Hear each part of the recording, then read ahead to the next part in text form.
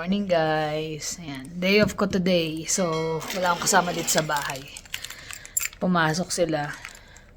Tapos, may order ako tomorrow. So, mamimili ko ng mga kailangan ko para bukas. Hindi naman ganun karami. Ano lang naman. Kumbaga, hindi naman siya big order. Parang 4 na putahe, 5. 5 ata.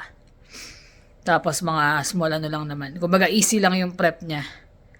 Pero kahapon, napabili ko na si Habi ng meat. So, hindi ko kailangan magbuhat ng mabigat. Yung mga ano lang. Yung mga ibang kailangan lang na kulang. Kasi pag meat, medyo mabigat yun eh.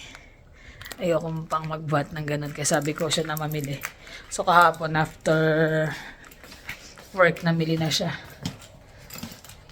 Kaya sabi ko, wala, may pasok nga sila. So, wala akong kasama. Hindi naman pwede bukas ako mamili kasi bukas din yung order. So, makalarga na. 10:30. Wala pa. Past 10 o'clock lang. Siguro by noon, nakabalik na ako. Ala ko maluwag ang parking today. Hindi. Puno rin. Tingnan ko. Parang ganda ng araw. Finally, umaraw din. At uminit din. May pakwan na pero I doubt na matamis. Hindi pa. Tsaka medyo mahal pa siya ngayon. $9.99. Kuha muna ako ng lotion ko. Naubusan na. Ito yun. Ito yung orange na nabili namin last time. Napakatamis. Kuha ulit tayo. Sana ganun pa din. Pero mas malalaki yung ano nun eh. Ayun, maganda-ganda. Pero parang iba yung kulay ngayon. Last time maganda yung kulay niya.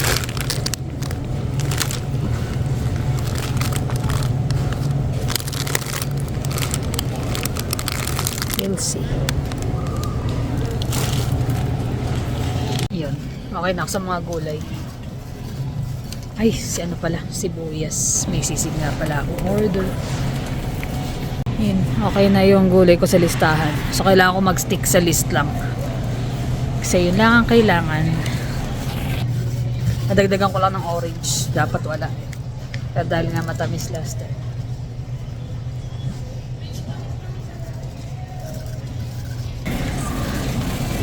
Mais. Kaluluto ko lang ng mais eh.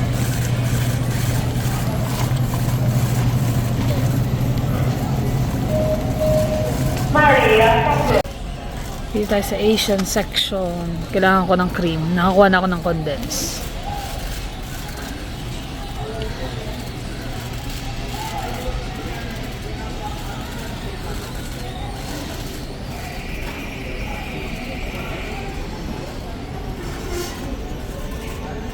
Parang ang hirap ng mamili mag-isa pag nasanay ka na may kasama. Unlike nung before ng mga surgery ko. Laging ako lang mag-isa ang namimili. Which is okay lang sa akin kahit marami. Pero ngayon parang nakakapanibago kasi walang nagtutulak ng cart, walang kaalalay. Ibang bagay tayo pagkasama ko yung mga bata tsaka si Happy. Okay na, tapos na ako. Babayad na ako. Nakapag-stick ako sa listahan lang. So, that's good. Kasi kapapili lang namin last week, di ba, ng grocery. Minsan kasi pag nasa grocery ka, dami mo nakikita talaga. Ayan, sasakyan na ako. Napachika pa ako dun sa tayaan ng loto. Nanalo kasi ng yung loto ng $10 at saka free play. So, why not? Pinalit ko. Kaso napachika-chika pa. Na makwento kasi yun. Hindi naman siya Pinoy pero marunong siya magtagalog. Kaya maraming mga Pinoy na tumataya dyan, nakikipagtsikahan siya. Which nakakatawa. Kung ngayon ang ganda ng weather, ngayon tignan nyo. Ayan, dumidilim na naman. Mukhang uulan. Ayun, nakauwi rin. Akala ko makauwi ako ng 12 o'clock. Pero di kinaya. 12:30 kasi duman pa ako ng Lucky. Kasi yung sago, tapioca, wala sa sa Hong Kong nung pinabili ko si Habi kahapon. So yan na. Mga gulay.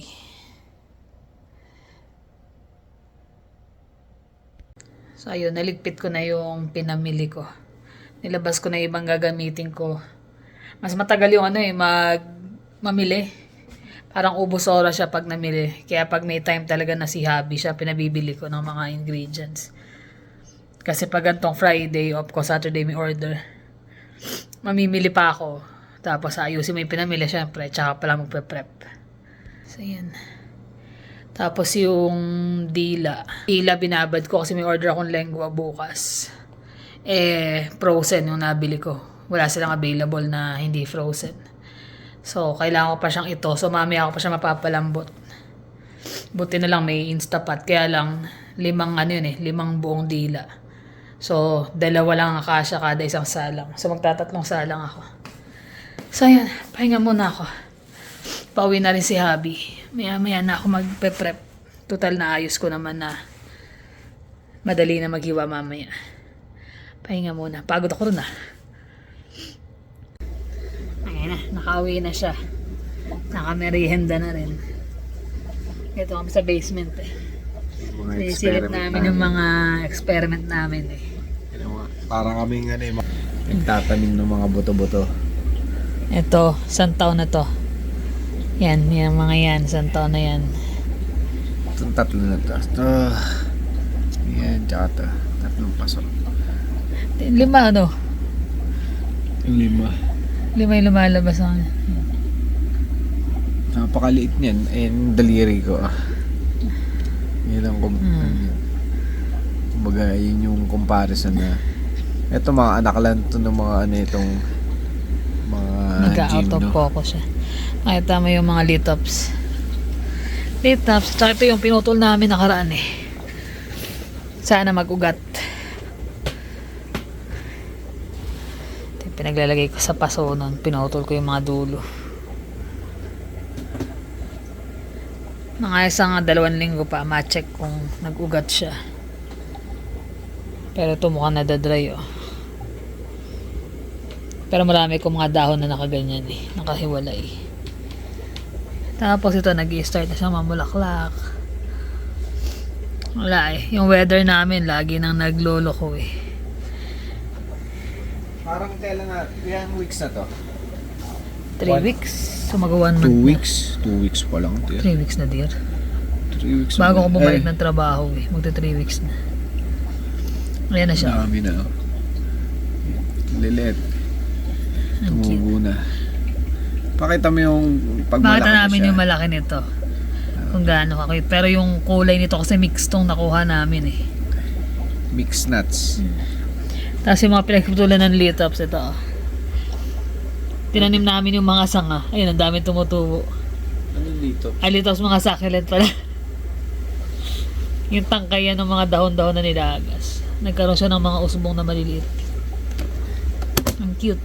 Ito naman yung mga ginawa natin na Tapos ito yung graph. Yan ang hindi pa namin alam kasi 1 week pa lang to Parang kailangan Last day off namin yan 2-3 weeks yan bago tanggalin Sana kumapit siya. Mga pinutol niya doon sa pinakaibabaw. Kapatubuhin din natin yan. Pinapadry niya muna. Nilagay niya ng rooting powder para itatanim niya ulit. Susunod niya, meron kami plantation ng mga cactus at saka succulent dito sa may basement. Wala, nagustuhan na nila rito Hindi na sila mailabas Malamig pa rin kasi. Malamig pa rin siya. So yan, ito na yung pangbuko pandan ko. So lalagay ko na lang yung shredded buko tsaka yung tapioca. Ito, nahiwa ko na rin yung jelly, yung gulaman. Ito condensed condensed cream at saka buko pandan na flavor. Ayun. Nako, naisipon ka pa. Oo, iba-iba kasi yung weather Lamig-init Nunod na lang siya ng Star Wars. Okay na, nakatulog din ako pagka Tok na antok siya napaidlip ako dun Tapos maya may katabi na ako Alas 6 na yun, dear. Hindi mo naghihiwa kasi ko, parang pagod na pagod na. Naantok ako Higa ako, na ako ron. Saglit na, naka-edip kagad ako eh. Yun na nga eh. Yung, kumbaga, ano eh, ano pangalan nito? Kumakain na tayo ng maayos. Kumbaga, di naman sa pagyayabang, kumbaga maayos na yung kinikita natin sa trabaho. Pero, Oo, maganda naman na yung may mga ginagawa pa rin kami paraan para medyo kumita ng iba. Tapos, extra. may mga pang-extra, ganyan.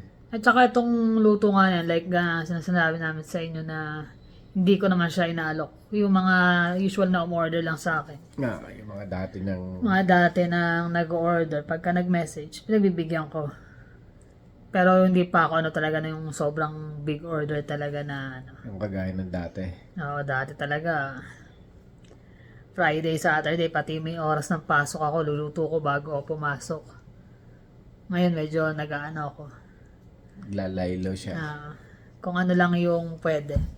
Yan. Kailangan din talaga ng mga ganong Tsaka ngayon nagbabawi tayo dahil ang diskarte. daming labas din ng pera, di ba? Oo. Kaya kailangan medyo bawi-bawi pang ipon.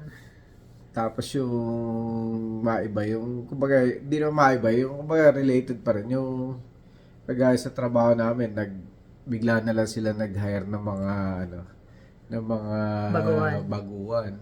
Siguro 5-6 yung mga nandoon ngayon. Tapos, siyempre, dumami yung tao, parang nakikita nila na, uy, madali. Parang, kasi nagmumukha madali talaga yung trabaho eh, pagkabisado mo na. Yung ginagawa mo, lagi mo nang ginagawa, nagmumukha madali talaga. So, yung mga bago na yun, halos lahat, ginagaya nila yung mga datihan. Yung style ng trabaho. Oo, yung style ng trabaho. Kasi kami, kahit na lakad-lakad lang, ganyan yung ginagawa. Yung efficiency nung ginagawa namin, nando dun. Kumbaga, on time yung tapos. Sila, gagayahin nila, nangyayari, parang wala naman kasing, anyway, diskarte, di ba? Nawala yung quality Isa lang ng yung trabaho. nakuha namin na Pilipinong bata, tapos karamihan, mga ibang lahi na. So, yung quality ng trabaho, tapos yung bigla na lang kaming, meron kami safety meeting. Tapos biglang dumating yung vice president namin doon, tsaka yung HR. Alam mo, may something pag gano'n na. Biglang nagdatingan sila, sabi niya, saan na yung attendance? Kinuha, lahat ba nandito? Ganyan. Tapos biglang sabi nung vice president, alam ko, maraming tayo mga bago, pero halos parating na yung 3 months nyo, sabi niya nun. So, sabi niya ganyan, pag hindi nyo na-meet yung expectation namin para sa inyo, sabi niya, sobrang dami na nag-a-apply sa amin. Sabi niya, 5 silang napagbigyan. yung may mga recommendation, mga ganyan. Sabi niya, sobrang dami, nakalinya. Sabi niya, thank you, next na lang. Pag, sabi Hindi, ba't din kasi nagpatawag? Kwento mo, bakit nagpatawag, di ba? yung mga maling pipe na kasi sa amin kasi meron kaming cold bend tsaka hot bend na tinatawag. Yung hot bend, bali sasalang na lang yung computer na yun. Sasalang na lang yung yung tubo. Tapos yung computer, ikaw na nakaupo doon sa upuan, ikaw yung mag-adjust ng mga specification ng pipe na kailangan. So, madalit sabi, automatic na siya. Sasaluhin mo lang ng crane pag natapos na. Nangyayari, yung mga sabi nung isang, hindi ko na sasabihin kung anong lahi siya. Pero yung mga puti din eh. So, sabi niya, doon sa bansa namin, engineer daw siya. So, naniwala naman yung nag-hire sa kanya kasi kalahi niya. So, pinaupo doon sa upuan. Kung alam niya. Alam niya. Di tinuruan pa rin. Siyempre, hindi naman common engineer. Alam niya na agad. Tinuro ngayon nung veterano naming kasama. Kalabas-labas. Mali na yung unang bend niya kasi may hati-hati yun eh. Kumaga, bebend mo ng unti-unti yun eh. Na-bend niya na ng mali. Sunod-sunod yan ah. Yun Hinayaan niya. hindi naman biro yung presyo ng mga tubo nila. Hindi naman yung malilit na tubo lang yun. Eh, yung tubo pa naman namin, kasya yung bata sa loob. Mga 36 inch, ganyan, mga malalaki. Malalaki talaga yung ginagamit Ganun dun kalalaki yung ano nila. Nakita ko yun, di ba? Nung hinatid kita. Malalaki yun. Hindi, dun sa makina na yun, yung pinakamalalaking tubo, yun yung kayang mag-bend nun. Kasi doon sa amin, doon sa may blasting, puro maliliit lang na doon eh. Mga hanggang 20 lang yung kaya namin doon eh. Hmm.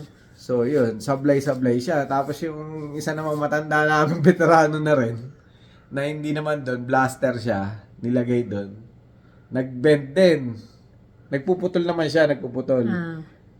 Eh kasi bawat bawat tangent, from tangent, tapos may mga cut point yun. Ako, gumagawa din kasi ako nun eh. Hmm. May sukat yun. 18 inch or 12 inch or 16, ganun. Nakalagay doon sa specification ng papel kung ano Ano kailangan susunod niya. mo. Oo. Eh mali-mali yung linya niya, di syempre, iaakit doon. Yun din yung ibebend nung bender. Yun, sablay, 3 pipe. Tapos yung isa yung bago, 3 rin yung sablay niya. Ala, kaya, Anim. kaya ang daming palpak na Kaya tubo. galit na galit. Magkano yung isang tubo nun? Ay, nako. Sunod-sunod yung mga problema niya. Masama-sama pa, hindi itinatago nung mga yon, di ba? Sabi nung kasama kong Pilipino, sabi niya, you know, you can't hide that big big pile of pipe. Sabi niya.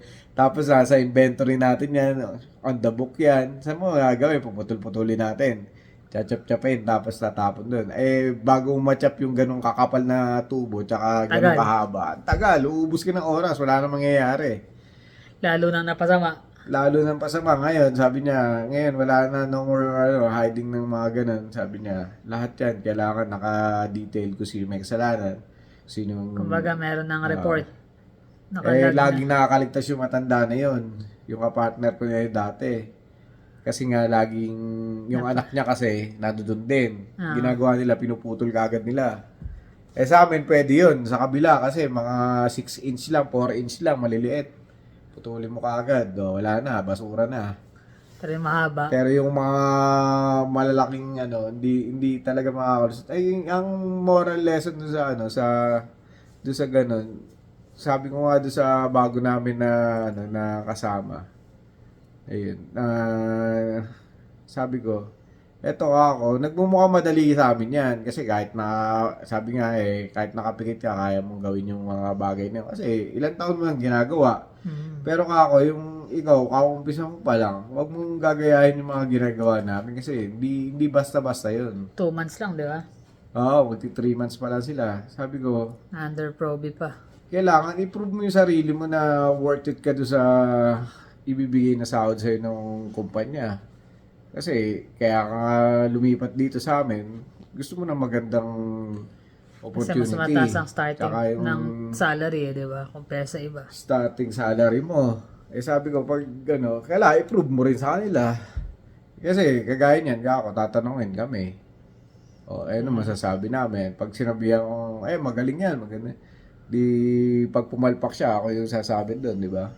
Lalo ngayon, napakahirap maghanap basta-basta ng trabaho. Ang dami talagang nag-a-apply tsaka nag-ahanap ng mga trabaho. Kaya pag may nakuha ka talagang trabaho or may trabaho, hanggat maaari, ingatan. Tsaka kung maganda naman yung sahod or maganda naman yung policy ng kumpanya, i-keep nyo na lang. Huwag nang, di ba? Mahirap magpalipat-lipat eh. Ako, nagtatry din ako maganap kasi nga medyo mabigat na. Buti na lang napupunta na ako sa painting kahit papaano. Mas gumanga din trabaho niya. Hanggang na, tapos magka-partner na kami nung kasama kong painter.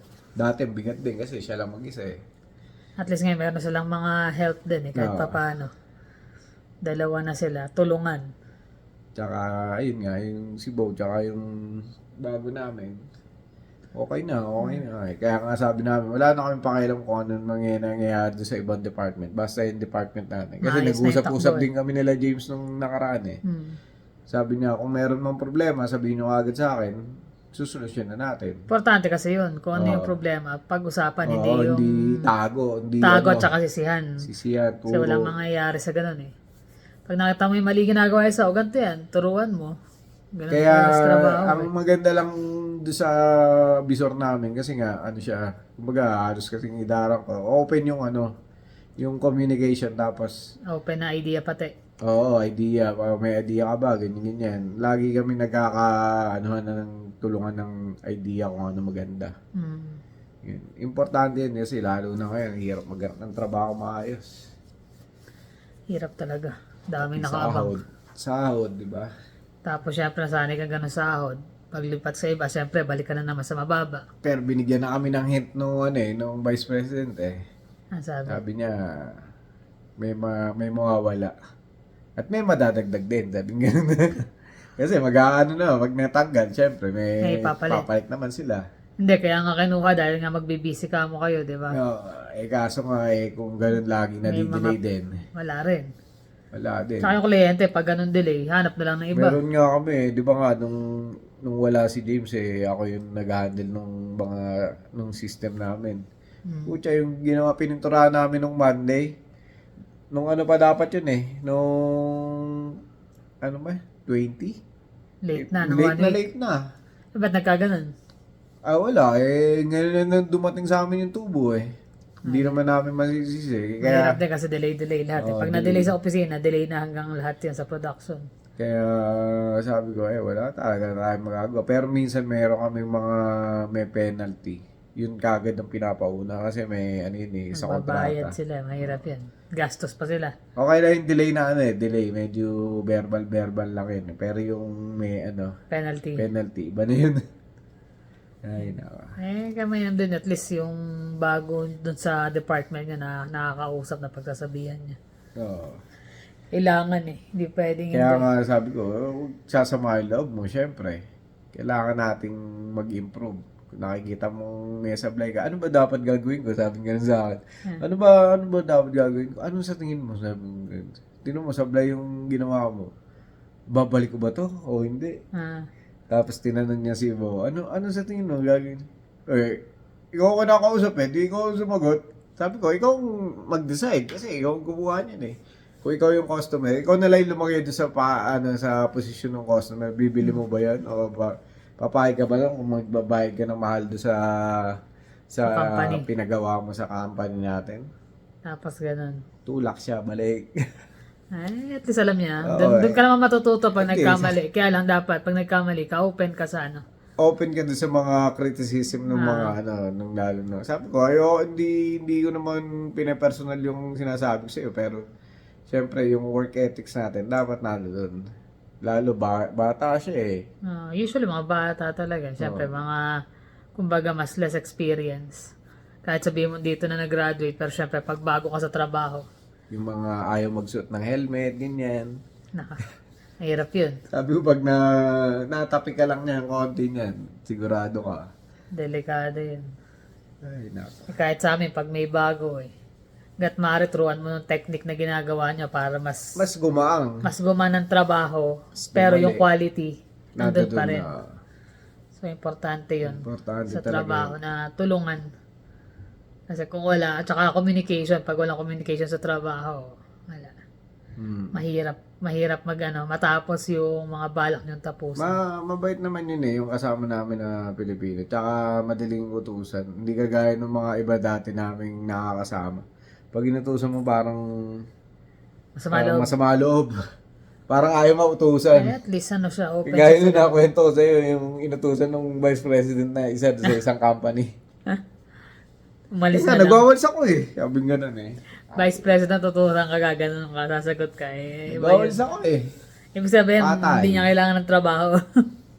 Pandemic pa nun mas lalo Mas mahirap lalo nun. mahirap nun kasi talagang ang daming Kaya nga nakaklose. sabi nung kapwa namin Pilipino yun nga dapat naisip mo yun bago mo sinagot ng ganun. Totoo naman. Siyempre, kailangan pipili ka rin ng alam mo kung sino yung kaya mo tsaka hindi mo kaya. May mga ganun kasi, yung parang sobrang taas kasi tayo, syempre, yung pinanggalingan natin, hindi yun basta-basta, di ba? Minsan talagang maganda yung posisyon mo dito, kaso nagsara yung company, or may mga sitwasyon na Yung mga pwede. galing sa ibang bansa na pag may natapos maganda ang kalagayan. Meron Pagdating din dito, naman mga balik sa mababa. meron din naman mga tao na sabi, ganito siya, ganito ako dito, kaya ko to. Pag upo niya doon sa posisyon na yun, doon na makikita. Kaya nga Kung matuto kaya. ka maging mapagkumbaba. O, Oo. paano ba to? Kasi every time bago ka sa trabaho, bago lahat yan, kahit sabihin mo experience ka. Iba yung way nila Iba yung pagdating mo sa ibang company, tsaka sa pinanggalingan. kagaya nun doon sa, ano, di ba? Sabi ko nga hindi ko pwede sabihin na pintor ako.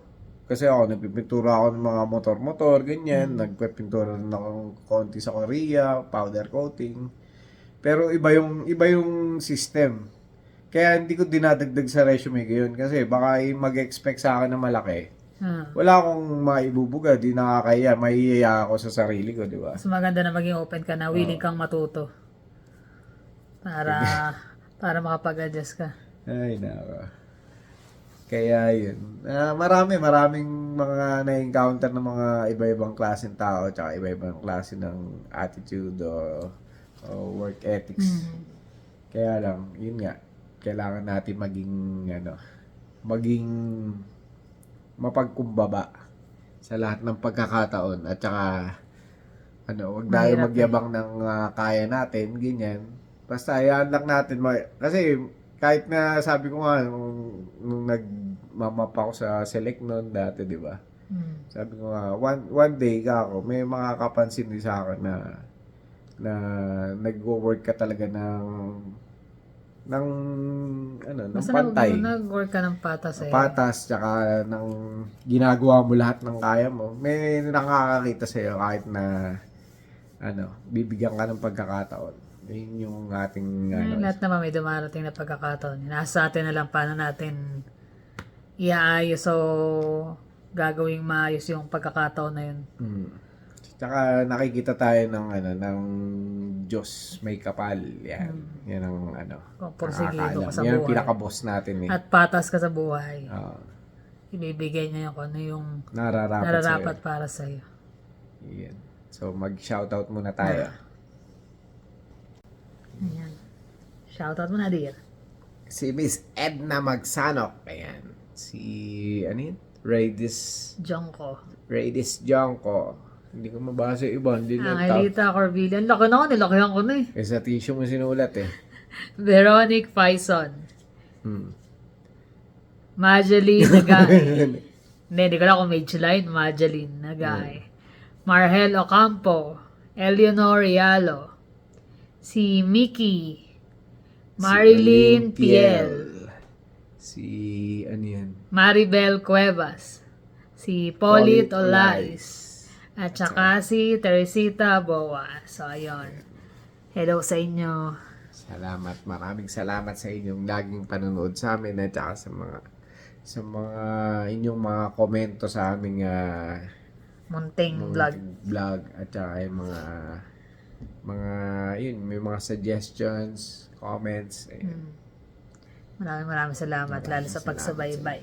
So, paano guys? Thank you for watching. See you on the next vlog. Bye.